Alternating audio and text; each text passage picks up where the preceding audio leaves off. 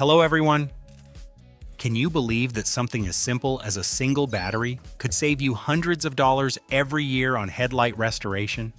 Wiping it with water does nothing. The haze stays in place and the light struggles to pass through. Clearly, over time, this reduces visibility and makes the entire front of the car look worn out. Watch this full video today and see for yourself how effective this method really is. Start by preparing the key material that will drive this repair. Take a large D battery. Hold it firmly with pliers and use a utility knife to carefully cut through the outer shell work. Slowly and control each movement. The metal casing begins to peel away, revealing the internal structure inside the battery. There is a solid graphite rod. This dark core is the part needed for this process. Pull it out gently and wipe it clean with a dry cloth. Remove any remaining residue, so the surface stays pure and ready for the next step. Graphite may look simple, but it plays an important role in creating a fine polishing compound that helps restore clarity. Place the graphite rod into the chuck of a drill. Tighten it securely so it spins straight without wobble. Bring a sheet of sandpaper close to the rotating rod and begin grinding the surface. Slowly, fine black powder begins to fall onto the work surface. Continue this motion steadily. The goal is to create a soft, consistent powder with very small particles. Finer powder spreads more evenly and fills tiny imperfections on the plastic lens more effectively once enough material collects.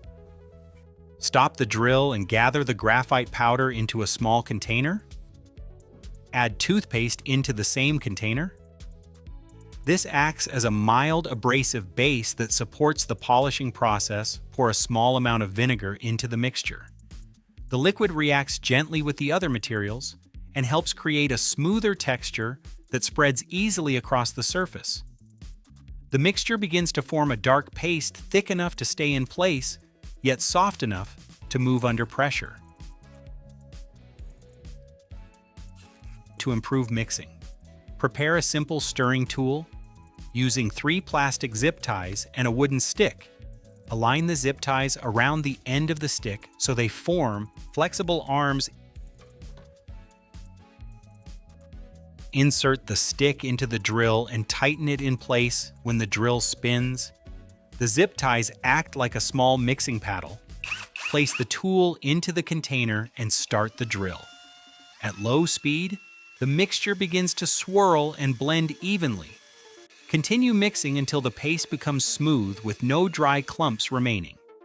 This step ensures the compound performs consistently across the entire surface. Move to the headlight and prepare it for treatment. Place a strip of tape across the lens, dividing it into 2 equal sections. This creates a clear comparison between untreated and restored areas. Later, position the headlight in a shallow tray to keep the workspace clean. Dip a small brush into the mixture and begin spreading it across the lens. The dark compound covers the cloudy plastic, forming a thin, even layer across the surface. Work slowly so every corner receives coverage. This combination will break down oxidation while gradually refining the plastic. Place a sheet of paper over the coated area and press it gently against the surface. The paper helps hold moisture and keeps the compound active. Apply another light layer of the mixture over the paper so it stays fully saturated. This setup allows the ingredients to soften oxidation more effectively while preventing the surface from drying too quickly. Leave it in place and allow time for the reaction to work through the damaged outer layer after waiting. Remove the paper covering and observe the surface. The mixture is loosened, dirt and oxidation. What city or country are you watching this DIY video from today? Tell us below. Now spray water across the lens and prepare the first sanding stage using 800 grit sandpaper. Keep the surface wet and begin sanding with steady, controlled strokes. The abrasive action removes the softened outer layer and starts leveling the plastic. Cloudy streaks appear as the damaged layer comes off. Continue moving across the entire surface while spraying water regularly to keep the motion smooth as sanding continues. The yellow tint fades and the lens develops a uniform matte finish. Apply a thin layer of the mixture again across the surface. This refreshes the polishing compound and prepares the plastic for finer sanding. Switch to 1200 grit sandpaper. Spray water again, and continue sanding with light pressure. The finer abrasive begins smoothing out the scratches left by the previous step. Reflections start to return faintly as the surface becomes more refined. Rinse the headlight and check the progress. The surface now appears smoother with less haze, although clarity is not fully restored. Continue forward using 1500 grit. Sandpaper, spray water, and repeat the same motion. This stage further reduces fine scratches and improves light transmission. The headlight that once appeared dull and aged now looks clear. Bright and restored light can pass through the lens more directly, improving both visibility and overall appearance. The lens begins to look clearer as the plastic structure becomes more uniform. Once this stage is complete, rinse again and move to the final refinement step. Apply toothpaste directly onto the surface and spread it evenly. Use a soft toothbrush to work the paste into the plastic's small circular motions. Help the fine particles polish the surface gently while removing remaining imperfections.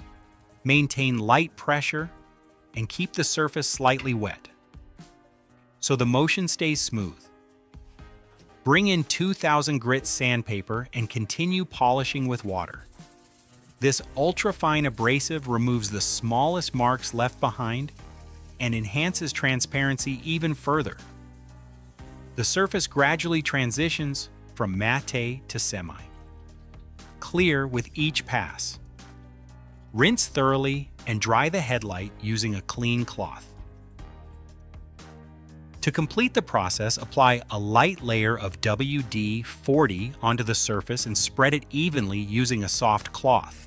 If this method helped restore your headlights, try applying the same approach on other plastic surfaces around your workshop and observe how the material responds. Share your results in the comments so others can learn from your experience.